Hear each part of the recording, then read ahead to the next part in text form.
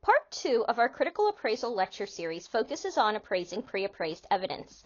In this third lecture of Part 2, Lecture 2C, we will begin with a brief review of suitability and clinical practice guidelines and literature reviews with a systematic approach.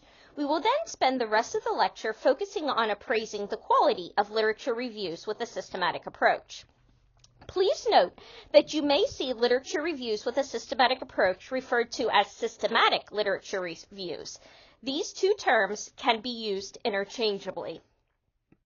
Following this lecture, students should be prepared to describe the purpose and use of systematic literature reviews, explain how to use Appendix E1 to appraise the quality of systematic literature reviews, and evaluate the quality of a clinical practice guideline and systematic literature review.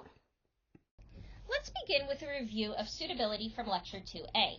When you are critically appraising pre-appraised evidence following the Johns Hopkins model for evidence-based practice, you should use Appendix E1 and begin by appraising suitability prior to appraising quality.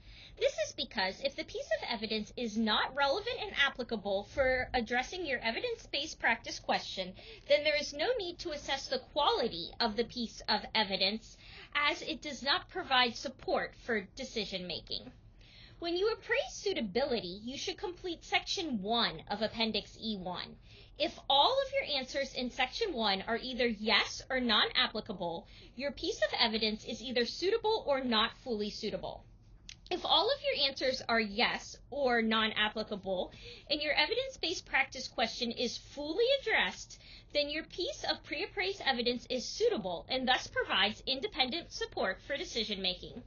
If all of your answers are yes or non-applicable, but your evidence-based practice question is not fully addressed, the piece of pre-appraised evidence is not fully suitable and thus provides strong but not independent support for decision-making. The next step for evidence appraisal of evidence that is suitable or not fully suitable is to appraise the quality. The quality appraisal will depend on the type of pre-appraised evidence you are working with, which will either be a clinical practice guideline, a literature review with a systematic approach, or an evidence summary. If you recall from Lecture 2A, I indicated that critical appraisal of pre-appraised evidence involves two action items. We discussed suitability, which was the first action item in Lecture 2A. We will now address action item 2, quality, with the focus on systematic literature reviews. Remember, pre-appraised evidence that is deemed suitable or deemed not fully suitable but informs the evidence-based practice question must be appraised for quality before it can be used to guide practice change. In our last lecture, Part 2B, we focused on the type of pre-appraised evidence known as clinical practice guidelines. Clinical practice guidelines are evidence-based recommendations that have been systematically developed to guide clinical decision-making and optimize patient care. Clinical practice guidelines are systematic in their rigorous data collection methods, in their analysis processes, and their processes for achieving consensus amongst contributors who are topic experts. The purpose of clinical practice guidelines is to make a vast amount of clinical literature understandable and practical for use in healthcare settings. In other words, clinical practice guidelines are composed of established best practice and are therefore actionable. When appraising a clinical practice guideline, you must appraise the quality of the clinical practice guideline itself, as well as the quality of the systematic literature review from which the recommendations were developed. In this lecture, we will focus on the quality appraisal of systematic literature reviews. As I alluded to on the previous slide, in this lecture, we are going to be focusing on the type of pre-appraised evidence known as literature reviews with a systematic approach, or systematic literature reviews. Systematic literature reviews are a specific type of literature review. While there are many types of literature reviews, systematic literature reviews, by their very nature, use a rigorous and replicable systematic approach. Do not just assume a literature review that is titled systematic is truly a systematic literature review.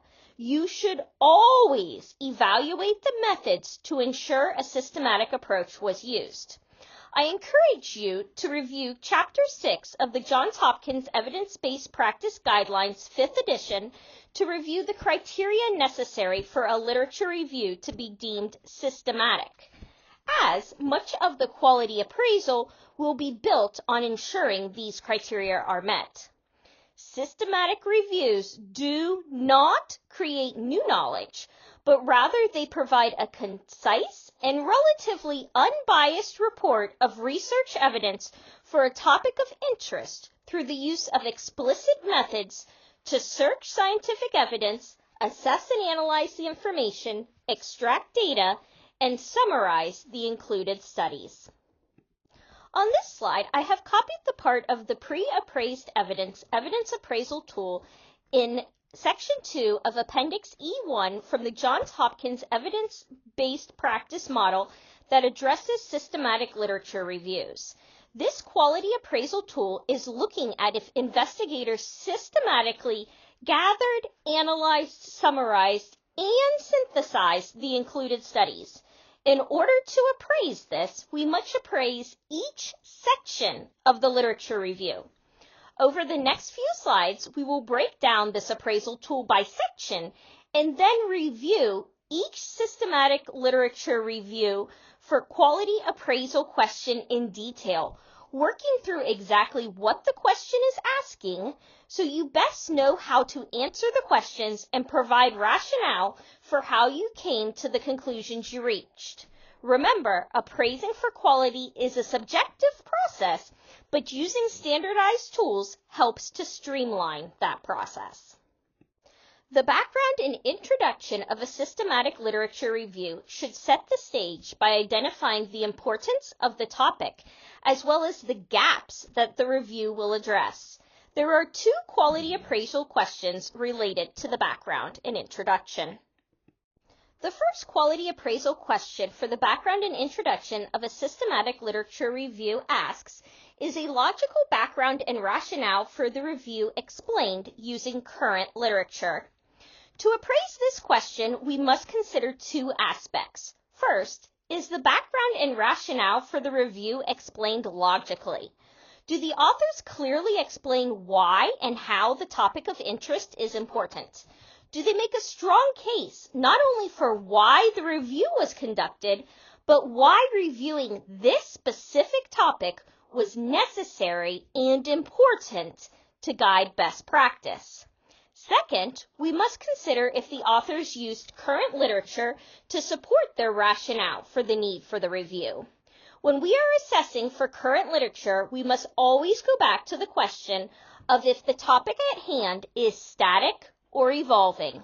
Remember, if a topic is static, the use of seminal works or older literature is reasonable and logical.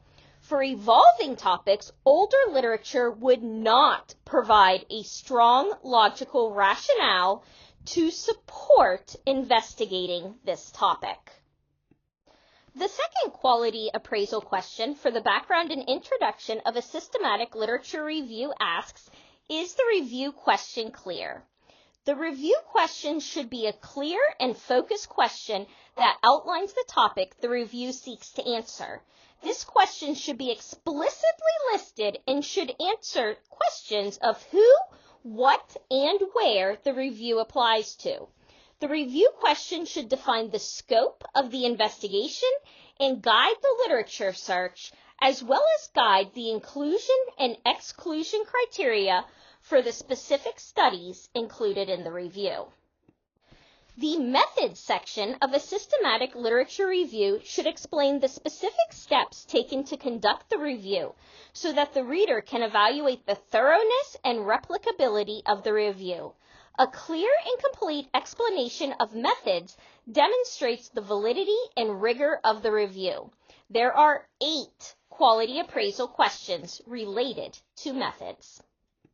The first quality appraisal question for the methods section of a systematic literature review asks, did the review follow a model or guideline, such as PRISMA, AmStar 2, etc.?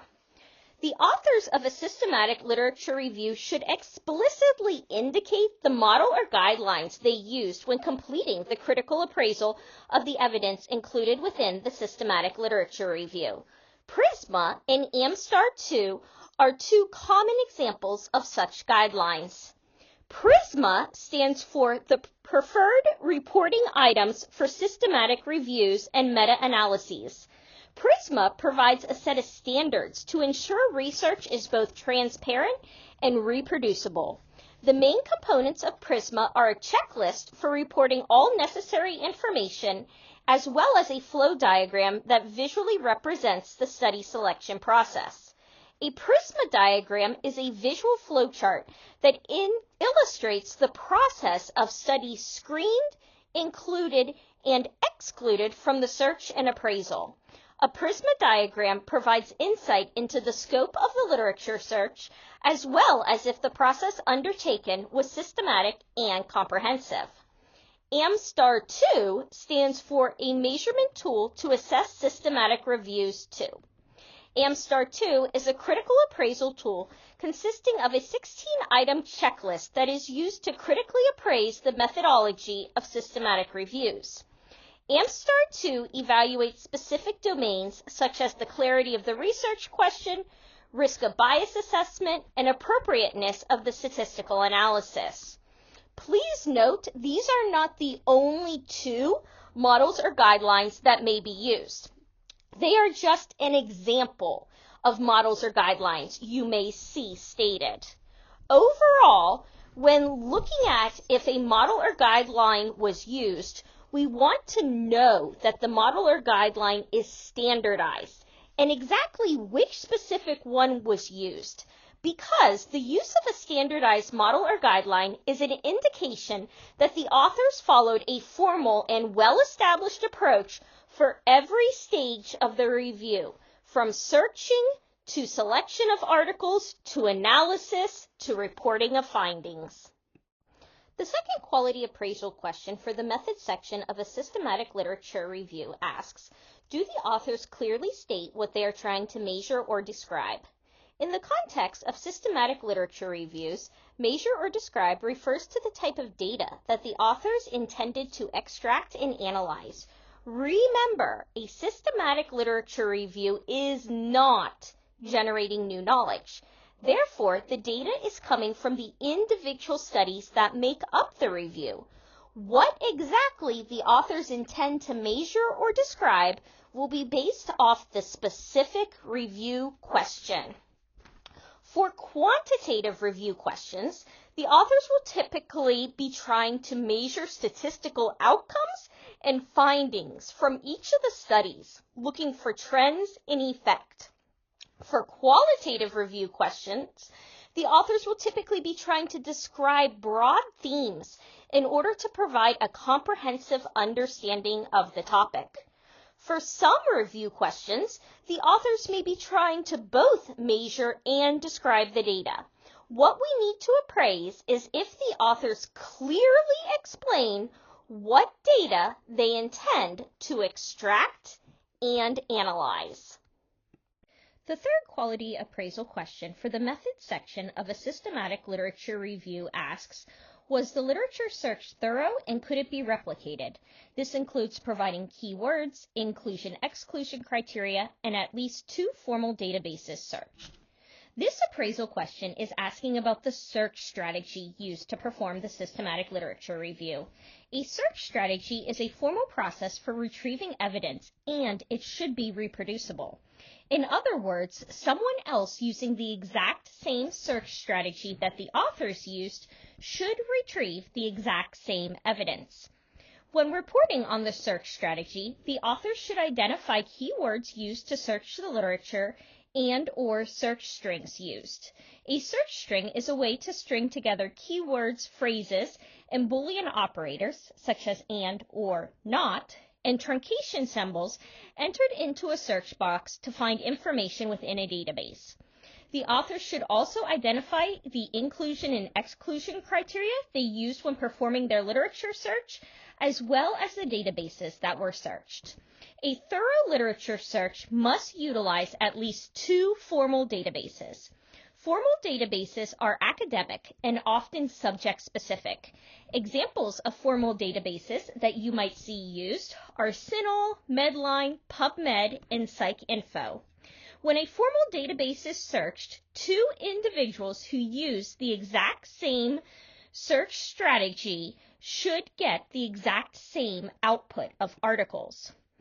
As a note, Google Scholar is not a formal database. Google Scholar bases search outputs on search history, geographic location, and browser that Google Scholar was accessed through.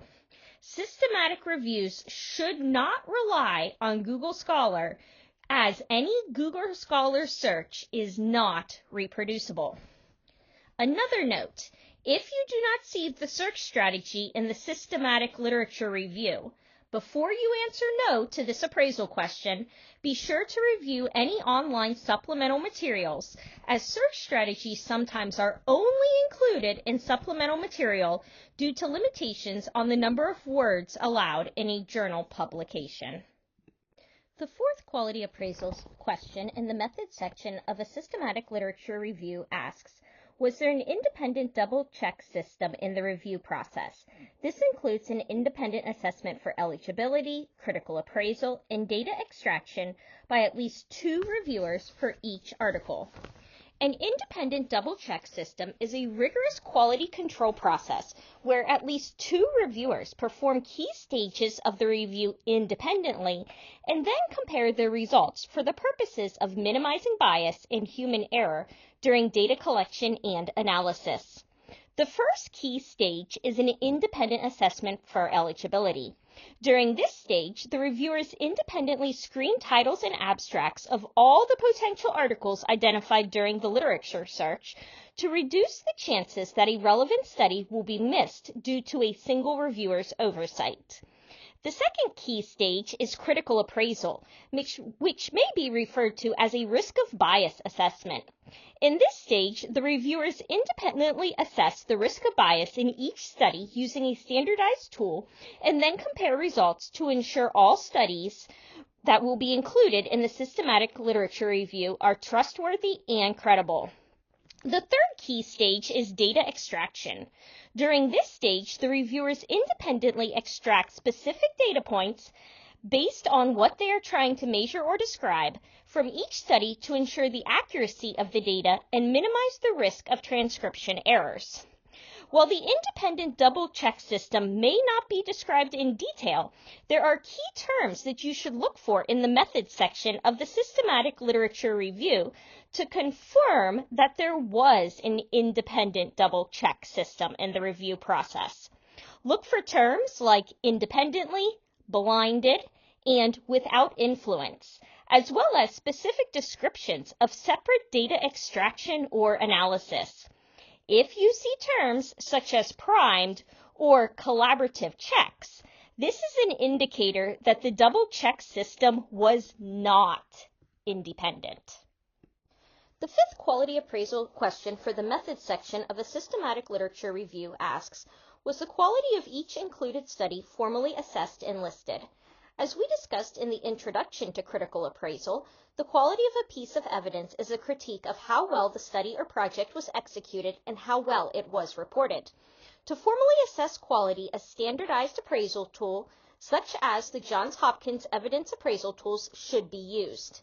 To appraise if the quality of each included study within the systematic literature review was formally assessed and listed, look for the quality appraisal tool and the quality rating for each included article to be explicitly stated within the methods section of the systematic literature review.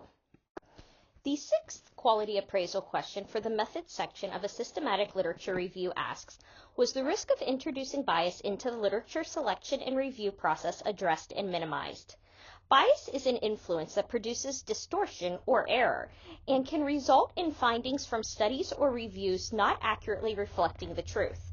There are many types of bias, and it is the ethical responsibility of the study team to mitigate bias and include the efforts taken to mitigate bias within their report. When appraising if the risk of bias was addressed and minimized in a systematic literature review, you should check for the use of multiple independent reviewers and a protocol with clear predefined inclusion and exclusion criteria.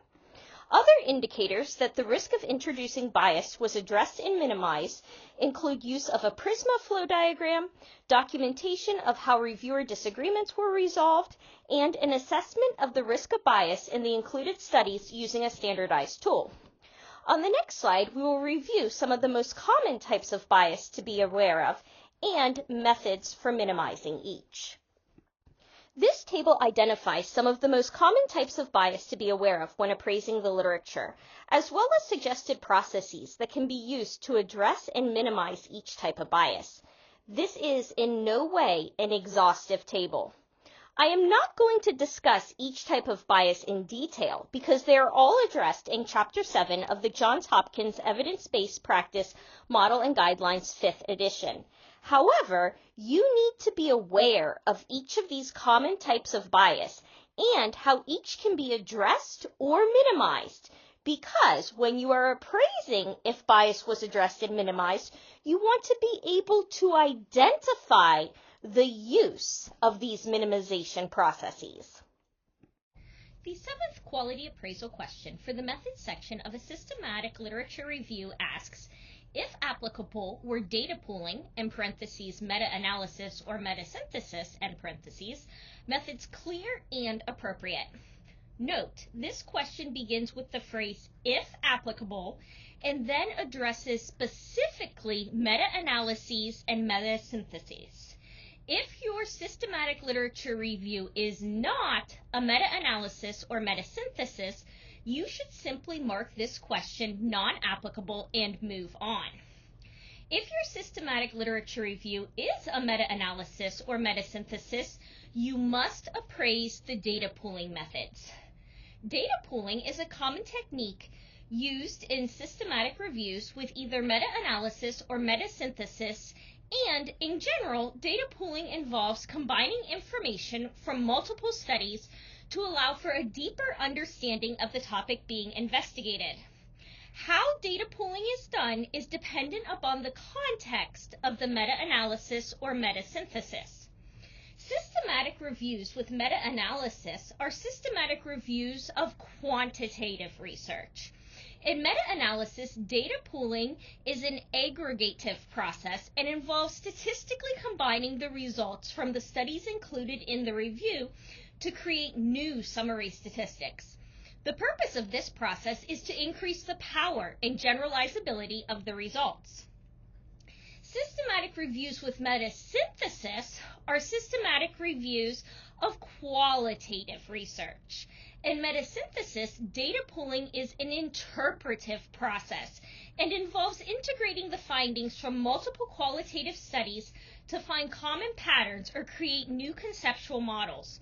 The purpose of this process is to produce a high-level narrative and generate deeper understanding of the topic.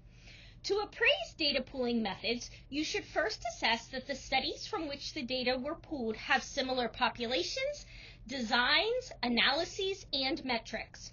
For data to be pooled, the studies must be similar, so you are comparing, quote, apples to apples. For meta-analysis, you want to look at the specific statistical tests that were performed. You should check if the test used is a test that explores the sources of variation between studies. Tests such as meta-regression or subgroup analysis would be appropriate tests for data pooling and meta-analysis. For meta-synthesis, you want to look at the data extraction methods.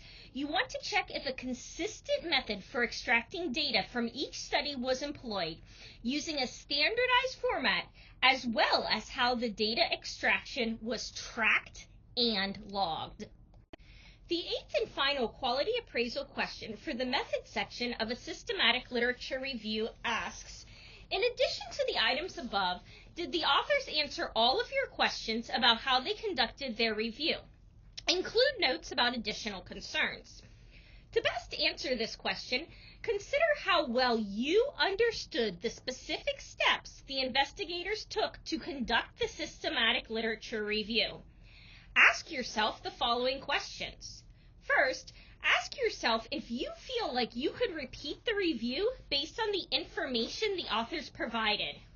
If your answer is no, jot down what questions you have or what was unclear about their process.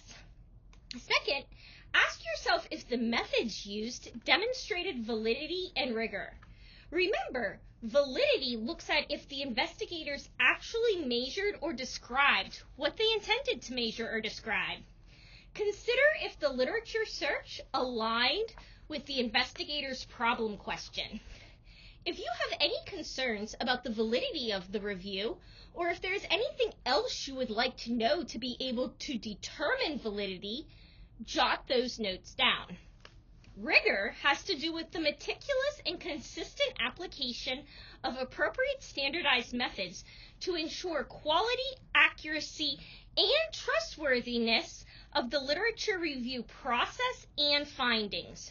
Rigor is demonstrated through careful planning, execution, analysis, and reporting.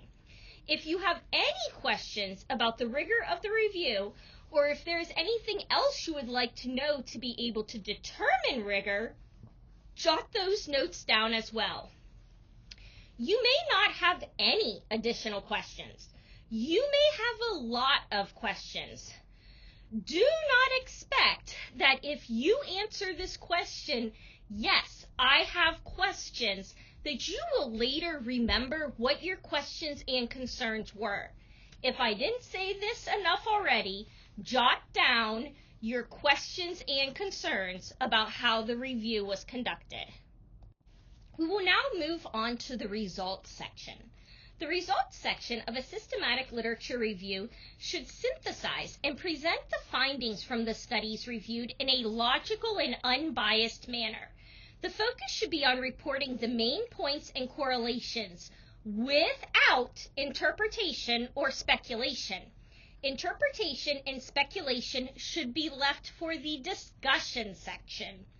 There are 4 quality appraisal questions related to results. The first quality appraisal question for the results section of a systematic literature review asks, was there a flow diagram that included the number of studies eliminated at each stage of the review?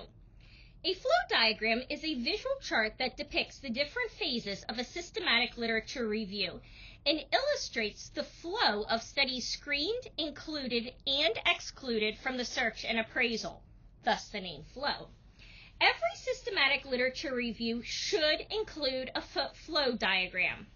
One of the most commonly used flow diagrams, which we talked about when we looked at the first methods section question, is the prisma diagram. For this appraisal question, you are simply looking for if a flow diagram was present or not present.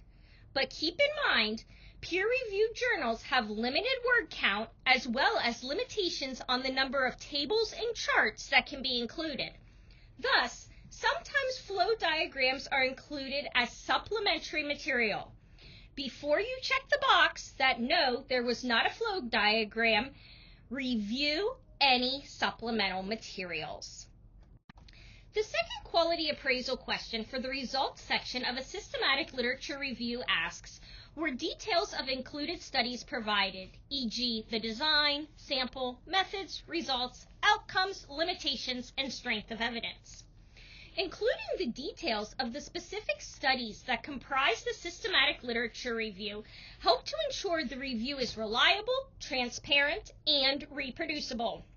If you as a reader do not have access to this information within the systematic literature review, then you have no way to critically appraise the conclusions the authors came to unless you actually sit down and read every article that was included in the systematic review.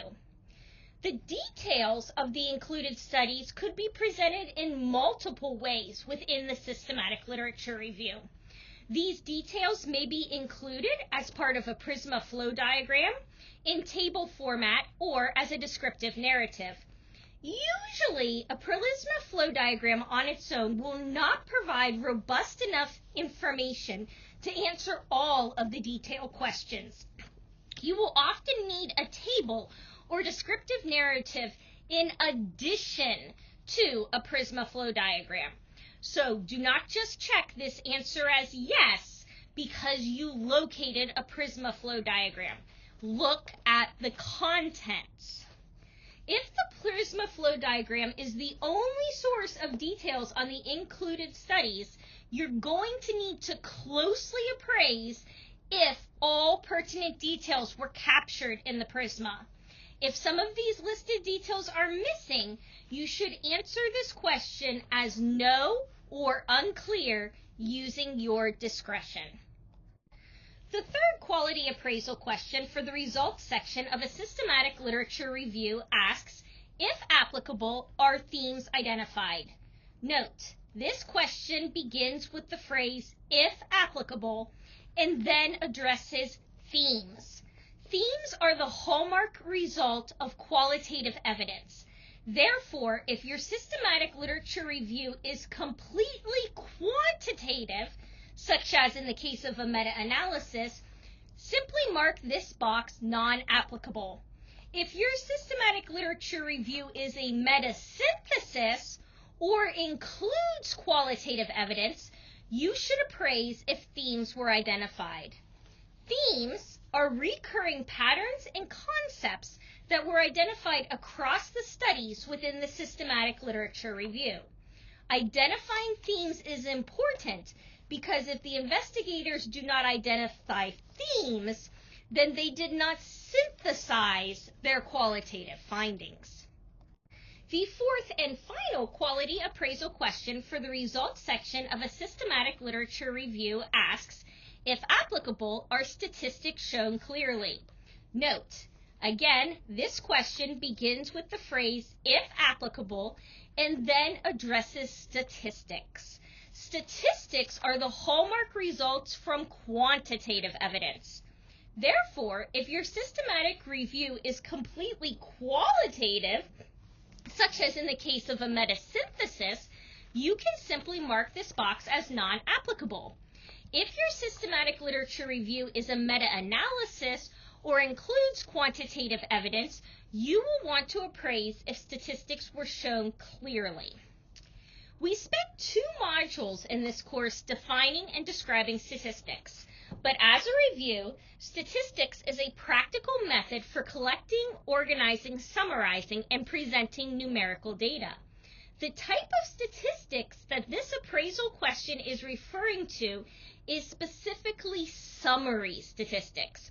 Summary statistics are those statistics that describe the data set. They are usually measures of central tendency and variability, along with measures of skewness and kurtosis. Notice this appraisal question does not only ask if statistics are present, but if they were shown clearly. When you are appraising if statistics were shown clearly, you want to look at how the statistics were reported. Does the systematic literature review include clear tables that present the characteristics of the included studies, specifically sample sizes, interventions, and relevant outcomes? Are summary statistics explicitly stated? And are summary results also provided in a visual format to enhance understanding of the data? Clear reporting of statistics is important because if the investigators do not report summary statistics, they did not synthesize quantitative findings. We are now going to transition to appraising the discussion section. The discussion section of a systematic literature review should synthesize findings and interpret their significance in the context of the existing literature. The discussion section should include key insights, how the findings align with or contradict prior studies, and address implications and limitations of the reviewed literature. There are 4 quality appraisal questions related to discussion. The first quality appraisal question for the discussion section of a systematic literature review asks, does the discussion match what is reported in the results section? Remember, the purpose of the discussion section is to provide a summary of the findings and how the findings from the systematic literature review compared to the current state of evidence. This appraisal question is focused on the summary of the findings part of the definition of discussion. When appraising if the discussion matches what is reported in the results section, you are looking for a clear transition and flow from results to discussion. In other words, the discussion should be consistent with the findings presented in the results section. You want to ensure that the discussion does not make any overstated claims or misinterpret results. You also want to ensure that all of the important outcomes were addressed in the discussion, even those outcomes that may not be consistent with previous research or other findings. The second quality appraisal question for the discussion section of a systematic literature review asks, do the authors examine what they found and compare it to other literature on the topic? Remember, the purpose of the discussion section is to provide a summary of the findings and how the findings from the systematic literature review compare to the current state of evidence. This appraisal question is focused on the comparison to the current evidence part of the definition of discussion. Comparing study findings to existing literature is a crucial component of high-quality evidence.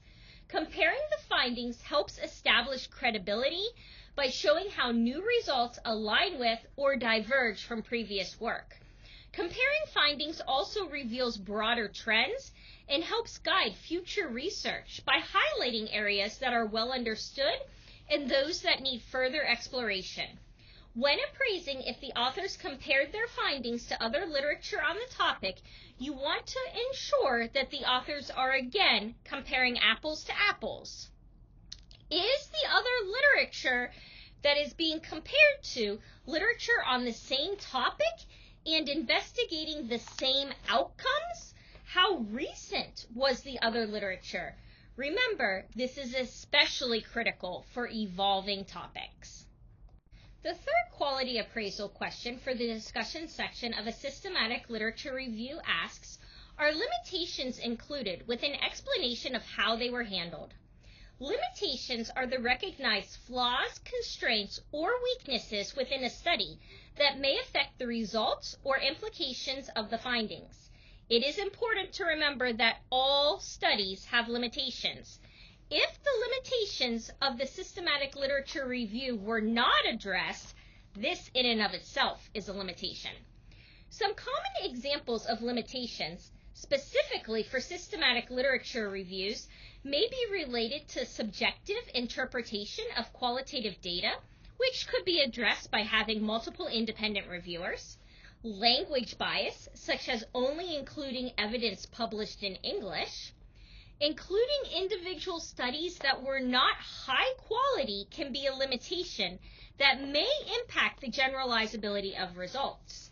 If low quality evidence is included in the review, you should be looking for rationale as to why that evidence was included.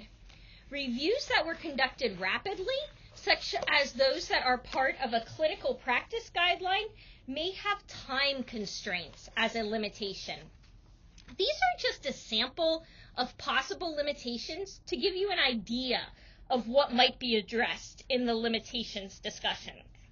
When you are appraising for limitations, you want to look at if the authors identified limitations as well as how they mitigated limitations. You should also consider if there were any significant limitations that you picked up on when reading the piece of evidence that the authors did not discuss.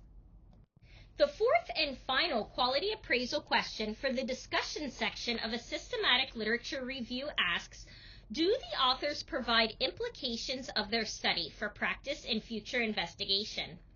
Implications of the study answer the simple question of what's next or where do we go from here? Implications are important because they clearly and explicitly take your hard work from raw data of your findings to showing how your findings contribute to the overall body of knowledge on the topic. Implications clarify the significance and impact of the study findings. When appraising implications, you want to appraise not only if they are present, but do they make sense based on the findings? If the findings were not significant, yet the authors suggest robust practice change, this should be a red flag.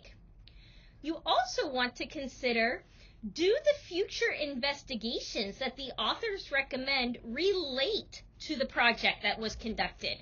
Can you see how this project led to this specific suggestion for further investigation? The quality appraisal of a systematic literature review ends with two general appraisal questions that specifically address the consistency of the review and the minimization of bias. The first quality appraisal question under the heading of General when appraising systematic literature reviews asks, is all the information in the paper congruent, consistent throughout the aims, methods, results, and discussion sections? The appraisal question basically defines congruent. But another way of thinking about congruent is that all the key components have a logical fit or align with each other. Congruency must be present throughout the entire research process. When appraising congruency, you want to specifically focus on congruency between the research question and the methodology. Problems generally lean toward a qualitative or quantitative approach. If you have a qualitative question, then meta-analysis would not likely be consistent with your question. Consider congruency between inclusion criteria and the research question. The criteria used to select the evidence included in the review must be relevant and appropriate for answering the research question.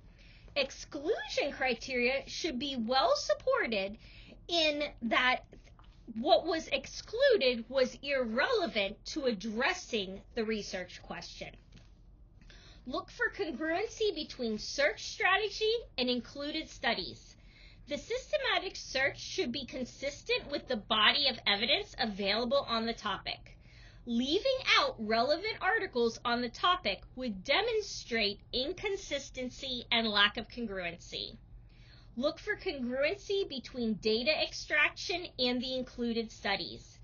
The tool used for data extraction across studies should be consistent. Look for congruency between quality appraisal and study type. The appraisal tools used should be appropriate based off study design as well as consistent across studies of the same design. And finally, look for congruency between the discussion and the findings. The discussion and recommendations should come directly from the study findings. The second quality appraisal question under the heading of General when appraising a systematic literature review, which is actually the final quality appraisal question for systematic literature reviews, asks, are fundings and conflicts of interest addressed? Fundings involve who provided the financial support for the project. Funding should be addressed to ensure transparency, accountability, and ethical compliance. Transparent addressing of fundings helps those who are appraising the evidence evaluate the credibility of the findings, as funding sources can influence the research questions asked as well as introduce bias. Funding should be clearly acknowledged, usually a sidebar at the beginning or end of the article.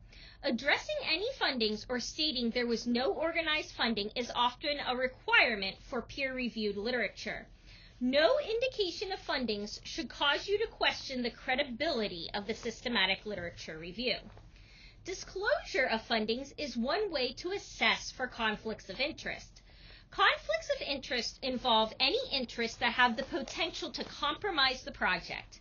These could be personal or financial and have the potential to compromise the investigator's professional judgment and objectivity in the design, conduction, or reporting of study findings. While having a conflict of interest, such as being employed by the company that is supporting the project, is not in and of itself unethical, failing to disclose conflicts of interest or failing to address how one managed conflicts of interest in an ethical manner can damage the credibility of the project. After answering the two general appraisal questions, we come to a yellow box. As I have discussed in previous lectures, a yellow box in the Johns Hopkins appraisal tools usually indicates an action item. This yellow box directs us to consider all of your responses above. Do you think the quality of this article is adequate to provide independent support for decision making?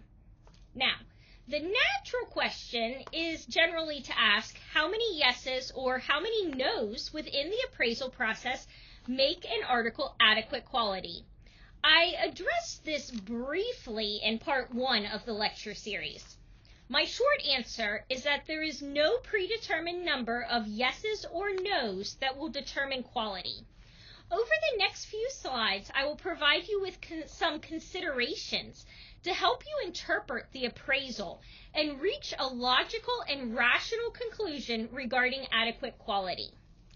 Before we proceed, one quick reminder. When completing the systematic review appraisal process, you may be appraising a systematic literature review, or you may be appraising a clinical practice guideline, as all clinical practice guidelines should provide a systematic literature review to document where the recommendations came from. If you are appraising a clinical practice guideline, do not forget to go back to the first 7 appraisal questions that were specific to clinical practice guidelines and include those when considering the quality of the article. Let's begin with clinical practice guidelines. This slide is only applicable if your piece of evidence is a clinical practice guideline. You would not have done a clinical practice guideline appraisal if your piece of evidence was a systematic literature review. When determining the quality of a clinical practice guideline, first focus on the responses to the clinical practice guidelines appraisal. We will discuss the systematic literature review appraisal on the next slide. Here are some things to think about as you appraise the quality of the clinical practice guideline. If, and this is very rare, if every question for the clinical practice guideline appraisal was a yes, then the quality of the clinical practice guideline part of the appraisal is adequate to provide independent support for decision making, and you should move on to considering the responses for the systematic literature review portion of the appraisal. If any of the questions for the clinical practice guideline appraisal were answered no or unclear, go back and review those questions.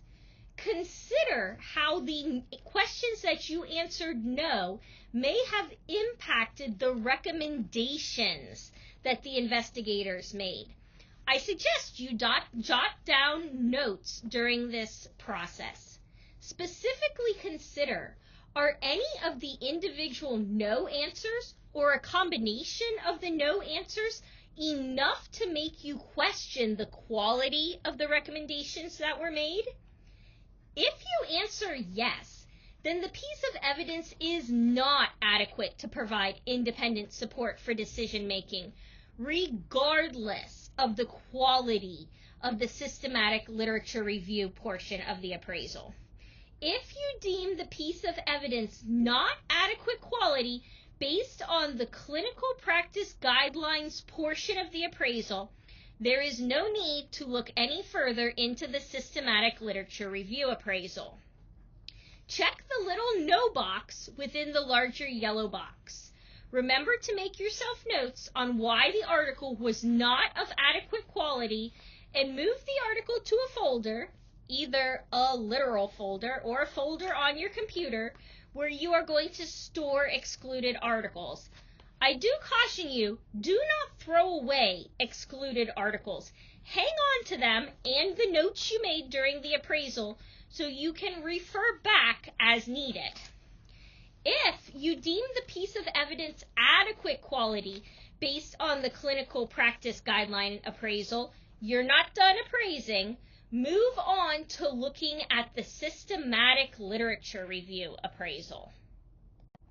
When you are looking at your answers to the quality appraisal of a systematic literature review, your article should either be a systematic literature review or a clinical practice guideline where you have already deemed the clinical practice guideline portion of the appraisal to be adequate quality. Here are some things to think about when determining if a systematic literature review is of adequate quality. If, and again this is rare, if every question was answered yes, then the quality is adequate to provide independent decision making.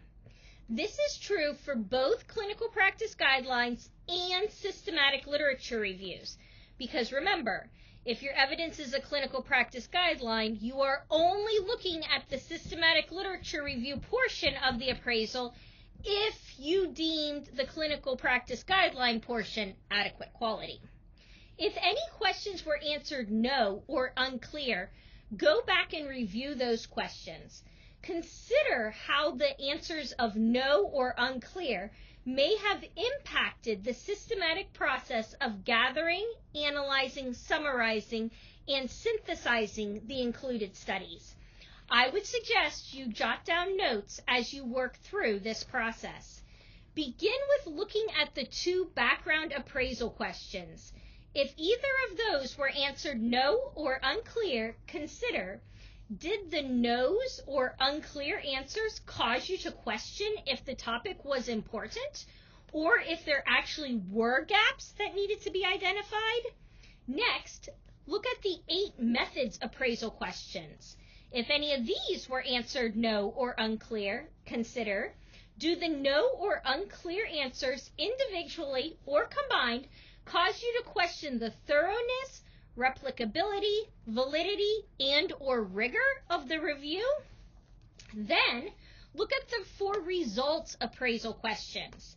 If any of these were answered no or unclear, consider, do the no or unclear answers individually or combined cause you to question if the findings were logical and unbiased? Do the no or unclear answers cause you to question if the main points were accurately identified? After that, look at the 4 discussion appraisal questions. If any of these questions were answered no or unclear, consider, do the no or unclear answers cause you to question the quality and or accuracy of the synthesis and interpretation of the findings? Finally, look at the general appraisal questions. If either of these questions were answered no or unclear, ask yourself to what degree that no or unclear answer impacts the quality of the evidence, and if you could logically and rationally explain how the article still provides independent support for decision making. Now that you have looked at each section of the systematic literature review, consider how the answers that were no or unclear in the individual sections, as well as overall, impact your view of the quality of the systematic review. Are there any no or unclear answers that cause you to question using just this review to implement practice change? Do any combination of the no or unclear answers cause you to question the quality and or the rigor of the systematic process underlying the review? If you answered yes to either of these 2 questions, then you can conclude that the review does not provide independent support for decision making. Determining adequate quality is a subjective decision that you need to be able to make and support for yourself based on your critical quality appraisal of the piece of evidence. Remember, once you critically appraise the evidence, it is best practice to use an independent double check system. In other words, it is best practice to have another member of your team independently review the evidence and compare answers with you for individual questions, as well as the overall conclusion for quality adequacy. Ultimately, your team should make a decision based on if the piece of evidence should be included as support for practice change or if the piece of evidence is too flawed to provide support for practice change and should thus be excluded. If you deem the piece of evidence too flawed and thus not of adequate quality, check the little no box within the yellow box. Remember to make yourself notes on why the article was not of adequate quality and move the article to a folder, either literal or on your computer, where you are going to store excluded articles. As I mentioned before, I caution you not to throw away articles so that you can still refer back to your appraisal process and the rationale for excluding the article. If you deem the piece of evidence adequate quality, you now need to look back at your suitability appraisal to determine, when combining suitability and quality, if the piece of evidence provides independent support for decision-making or strong support for decision-making. If the suitability appraisal for the piece of evidence was deemed suitable, then the piece of evidence provides independent support for decision-making.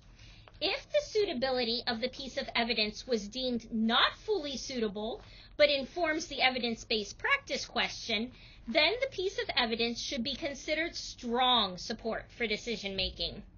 If the piece of evidence provides either independent or strong support for decision-making, check the little yes box within the yellow box. I would make a note to myself if the piece of evidence provides strong or independent support for decision-making, so you remember which level of support. Notice that following yes, you have instructions in the yellow box to complete the data collection table on page 1. Let's briefly talk about that table. I have provided you with a copy of the data collection table on page 1 that was referenced in the yellow box. Taking the time to complete this data collection table immediately after appraising the piece of evidence is worth your effort. Immediately following your appraisal, you are going to be intimately familiar with the article. So, completing the table is going to be very simple.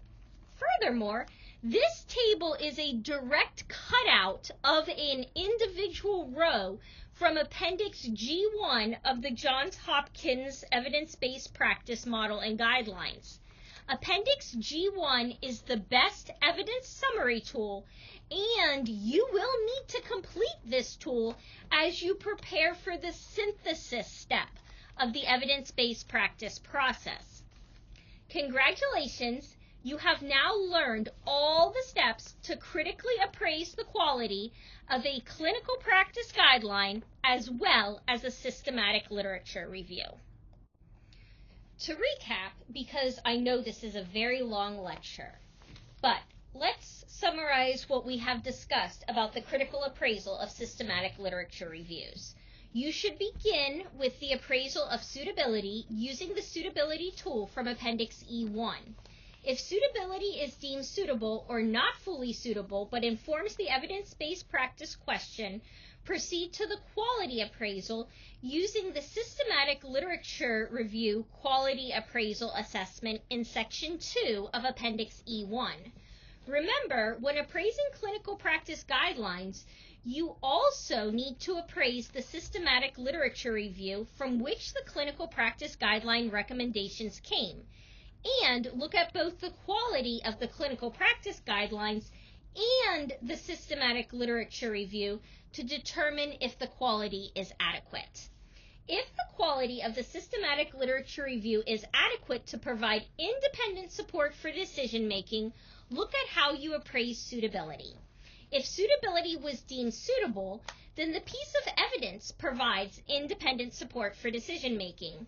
If the piece of evidence was deemed not fully suitable but informs the evidence-based practice question, the piece of evidence provides strong support for decision-making.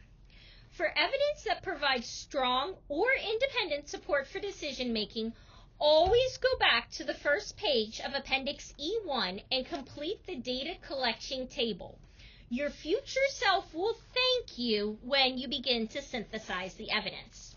We will finish up our discussion of appraising pre-appraised evidence In our next lecture, Part 2D, Appraising Pre-Appraised Evidence, Evidence Summaries.